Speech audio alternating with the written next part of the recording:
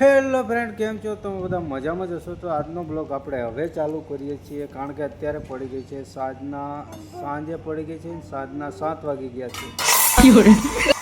તો અત્યારે બ્લોગ ચાલુ કર્યો, કારણ કે સવારમાં લેટ ઉઠ્યા હતા અને પછી ટાઈમ થઈ ગયો ચા પાણી કરી અને આપણે જતા રહ્યા હતા કામ પર. તો અત્યારે હવે આવી અને ઓલમોસ્ટ બેઠો છું અને આપણે ચા પીવી છે. તો ચા બનાવવા માટે અંદર ઓર્ડર આપી દીધો છે અને અહીંયા જોઈ શકો છો તમે કૃતિકા અને ક્રિશવ.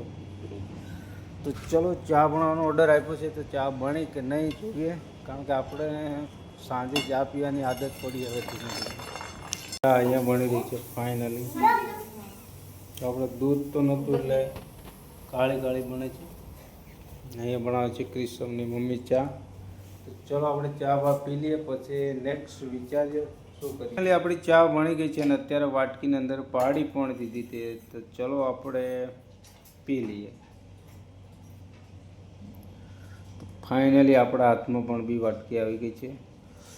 ચલો એક ફૂટ મારી લઉં. હા, હવે કંઈક મગજની નસો ખુલશે. તો ચલો હું ચા પી લઉં ફટાફટ, પછી આપણે આગળનું બતાવું કંઈક તમને નવું. મિત્રો ફાઇનલી આપણે ચા પી લીધી ને હવે મગજમાં એવું થાય છે કે આજે વાળ કપાય એવું, કારણ કે દાઢી બનાવવી પડે છે, વાળે કાપવા પડે. તો ચલો જાઓ ફટાફટ બજારમાં. લો કેટલા આગલા 50 રૂપિયા? તો વાળ કપવાના એટલા છે ને? 100 રૂપિયા થાય વાળ કાપવાના. 50 રૂપિયા લેનો હાથે આવું. પસા બાપાને તો થતા 100 રૂપિયા થાય. 50 રૂપિયા નાનો સોરન નથી વાળ કાપતા. લો મિત્રો, આ કેવી આ 50 રૂપિયા હાલે મને. લો 50 રૂપિયા નાનો સોરાના વાળ નથી કાપતા અત્યારે. હાલો આમાંથી વાસા લાવવાના બી. અરે આમાં 150 રૂપિયા વાળ દાઢી ના લે હમણાં. હમણાં કેતા 100 રૂપિયા એમ. પણ વાળ દાઢી સુધી બનાવે એટલે 150 રૂપિયા થાય. વાત કરે તો ખરી યાર. દાઢી ક્યારે કર નાખન પણ 2 રૂપિયા વાળી પતરી. પણ અહીં થઈ જાય. મોસે મને સેટ કરતા ને આપણે આવું બધું પ્લેન થઈ જાય. પેલું તારી જેવું મોટું થઈ જાય. તો ચલો મિત્રો, ફાઇનલી આપણા પૈસા પણ બી આવી ગયા છે. તો મૂકી દઈએ ખીચામાં અને જઈએ સીધા વાળ કપાવવા. તો ચલો, તમારો ભાઈ ઉપડ્યો હવે હેર સ્ટાઇલમાં, સલૂનમાં કે હેર સ્ટાઇલ વાળ કાપવા, આપણે દેશી ભાષામાં કટિંગ કરવા. તો ચલો 3 કટિંગ કરાવે ફટાફટ. ફાઇનલી મિત્રો આપણે નીકળી ગયા છે બાઇક લઈને વાળ કપાવવા માટે. ચલો મળીએ સીધા બજારમાં.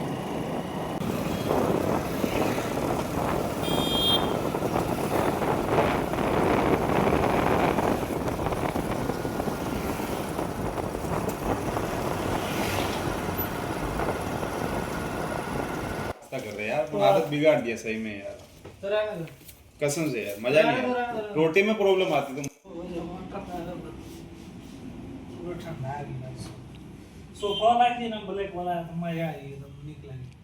બજારમાંથી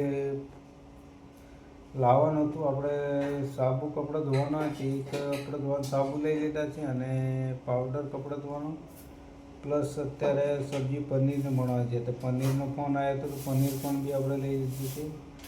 તો ચલો હું ફટાફટ નાહી લઉં. ક્રિશવની મમ્મી અત્યારે હવે પનીર કાપશે અને બનાવશે. ચલો હું નાહી આવું ફટાફટ. ક્રિશવના પપ્પા નાવા જાય, હું ફટાફટ પનીર કાપી નાખું. શેણવું હે કાપીને બનાવું. તમને બતાવી દઉં જે કરો.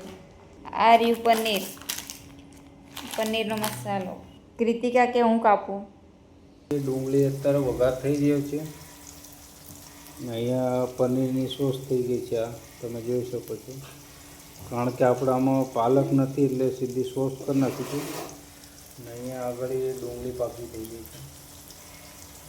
તો ચલો અત્યારે મરચું મસાલો અંદર નાખી દઈએ, પછી તમને હું બતાવું કે કેવી રીતના થાય છે. બાકી આજે આપણે પનીર ખાવાની ઈચ્છા હતી તો આ પડ્યું પનીર અને અહીંયા થાય છે ડુંગળી પાકી. ફાઇનલી મિત્રો મરચું મસાલો અને મીઠું બધું નખાઈ ગયું છે. અહીંયા છે આપણે પનીર મસાલો. ચલો ફાઇનલી આપણા વઘાર કમ્પ્લીટ થઈ ગયો છે એટલે પનીર મસાલો નાખી દઈએ. અત્યારે નખાઈ રહ્યું છે આપણે પનીર.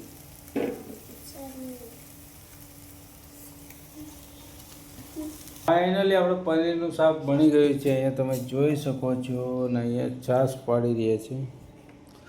તો ચલો ફટાફટ જમી લઈએ. બસ આજનો બ્લોગ અહીં સુધી હતો. અહીંયા કૃતિકા સબ્જી કાઢી રહી છું